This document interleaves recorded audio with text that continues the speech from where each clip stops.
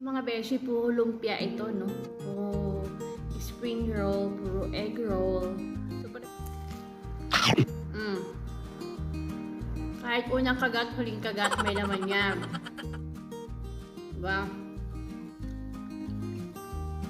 Sarap niya.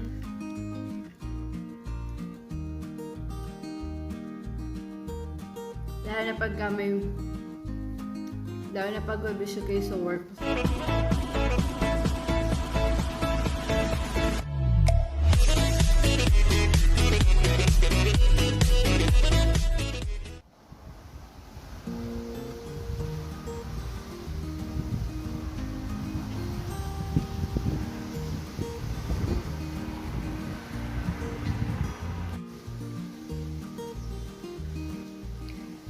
Hola mga beshi! How are you?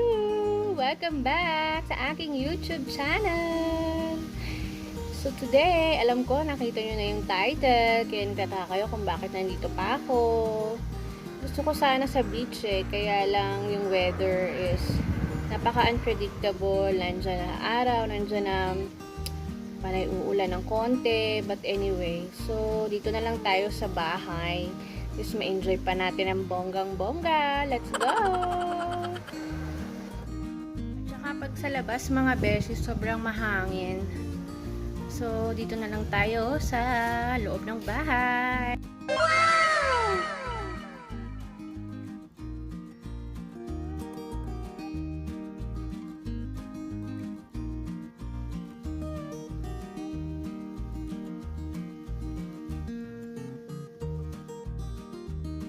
So mga beshi, umpisahan na natin. So i-try muna natin itong yung dried na lumpia. So ito tawag nila sa atin sa Pilipinas lumpia. Tapos sa iba dito naman ang tawag nila egg roll.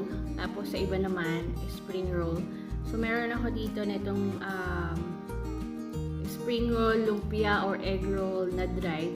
Tapos meron naman ako yung vietnamese na spring rolls. Meron din akong lumpiang, sariwa. Ayan, ano ba? Ayan siya.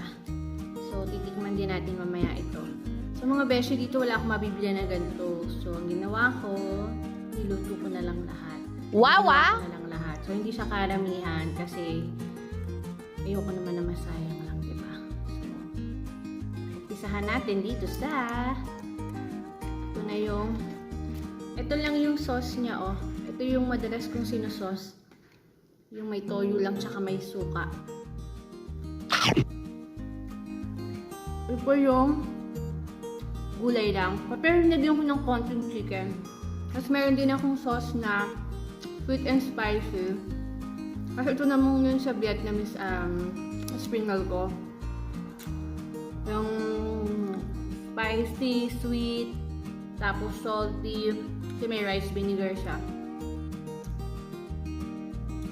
Sarap naman siya. Ay, nilagyan ko din pala ito ng tofu.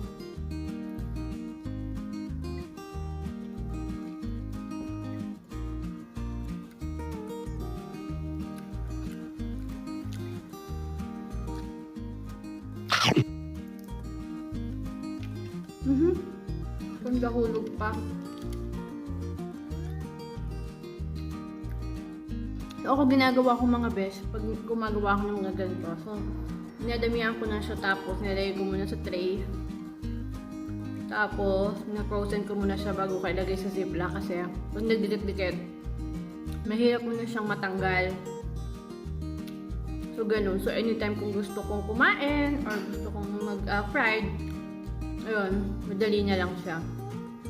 Kaya ito palagi ako mayroon nito sa page. Kasi pagka snack or kaya dinner, pwede na din to. Wow! Healthy, diba? So, ito naman yung sweet and spicy. Sarap na siya. Sarap niyang talaga yung may konting anghang ba. May konting spicy.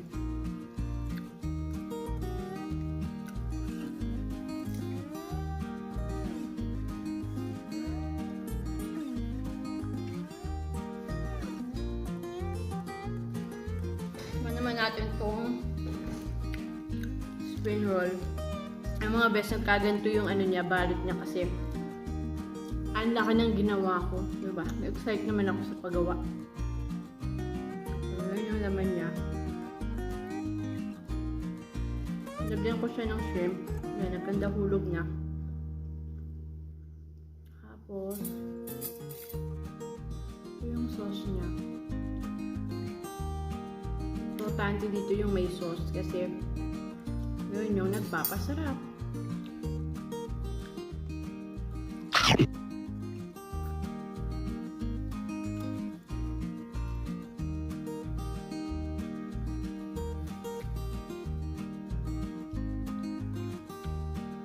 Ang mga best, pag nilagyan nyo siya ng coriander at saka ng mint, masarap kasi yung crunchy niya at saka fresh. Yun nga lang yung amoy ng coriander. Alam ko maraming may ayaw, pero ang sarap niya. Saka may crunch talaga siya.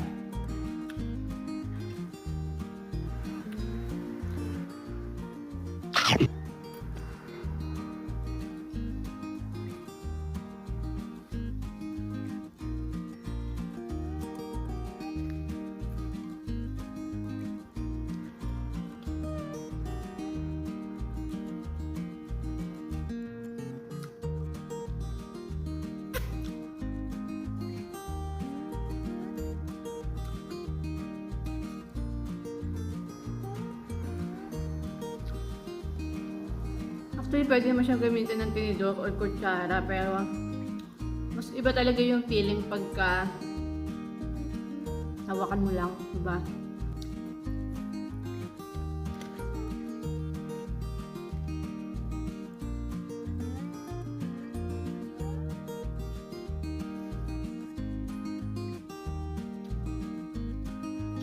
Tapos ito'y naman natin itong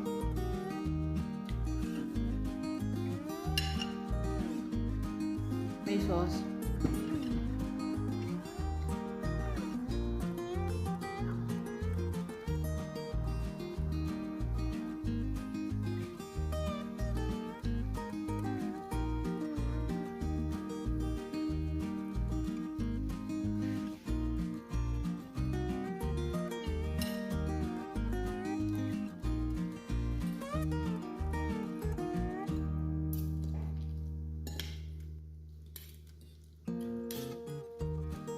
Ito, ano din siya, gulay din siya, tapos nilagyan ko lang siya ng konting chicken.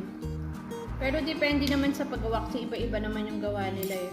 Iba-iba naman tayong gumawa, diba? Ako nilagyan ko lang siya ng konting chicken. Tapos gumawa ako ng wrapper niya. Kasi ito pwedeng magawa yung wrapper niya eh. Tapos, gulay lang din.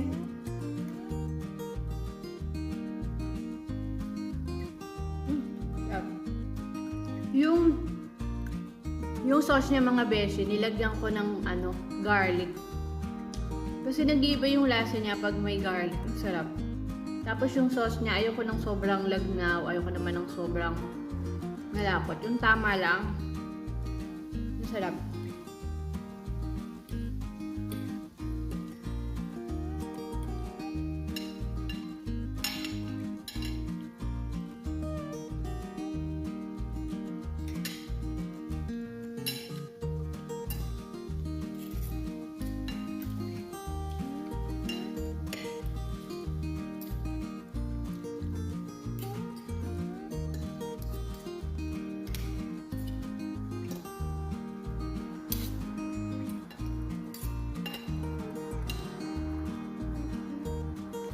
Pasensya na kayo mga best kasi sa gilid ako ng kalsada.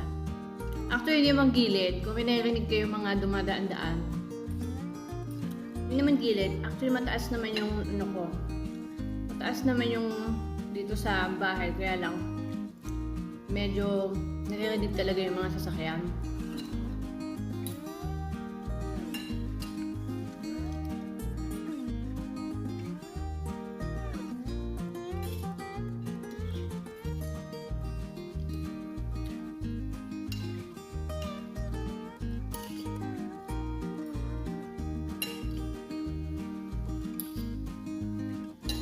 Dito sa lumpiang sariwa, masarap sana yung ubod ng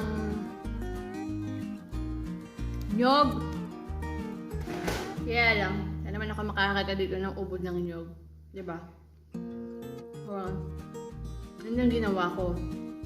Ang ginawa ko na lang, nilagyan ko na ng konting chicken and then panay vegetable na para balance naman. Eh, masarap naman siya. Tapos yung peanut niya, dinurog ko lang ng konti. Ayoko naman ng sobrang durog na durog kasi wala ka namang crunchy ng konti. Kaya, masarap niya.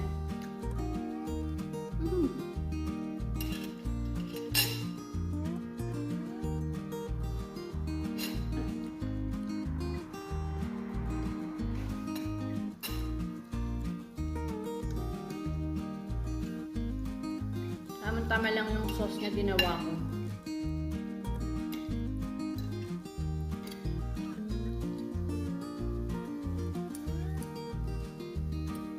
Saka ito, pwede mo talaga siyang pang snack. Yung fresh lumpia. Kasi nakakabusog talaga. Wow, ah!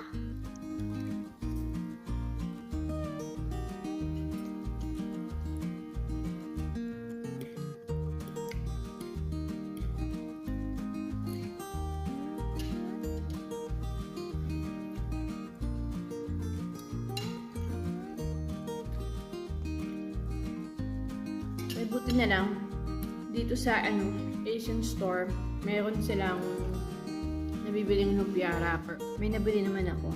Ito lang yung ginawa ko na wrapper, yung sa lumpiang sariwa.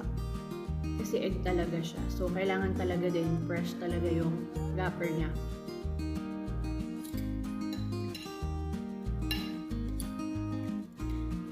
Kaya,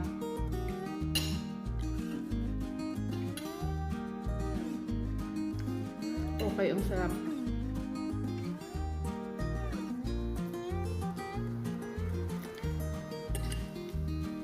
Yung iba yung sauce nito, ayaw nilang lagyan ng garlic. Pero, ako gusto ko kasi, yung garlic niya, nakakadagdag siya ng lasa.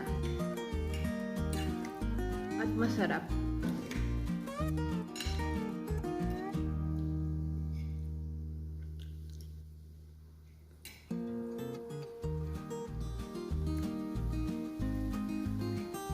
So, kung gusto ko pa rin yung ganito kalalaki. Sanay ako ng ganito kalalaki. Kaya okay lang.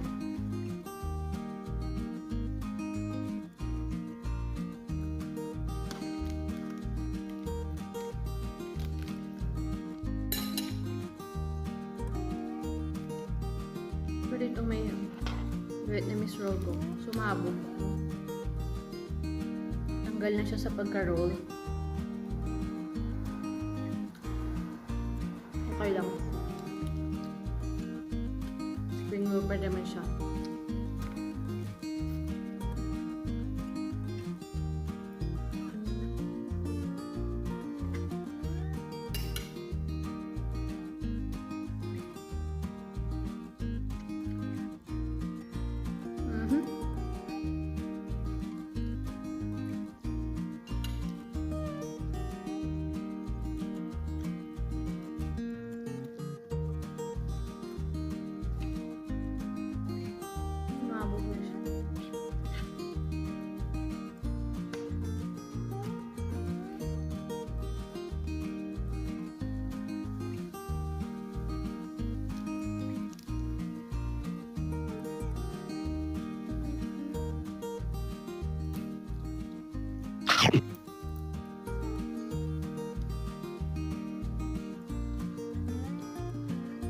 So, mga beshie, meron pang konting natira.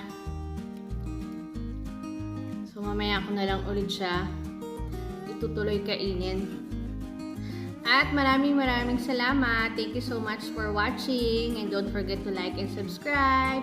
And please click the notification bell so every time na mag-upload ako, updated po kayo. Maraming salamat. And gusto ko lang i-shout out si Crisel Marpil na nag-celebrate ng kanyang birthday last 2 days ago. Happy birthday, Crisel! Shout out! Thank Thank you so much. See you on my next YouTube video. Bye!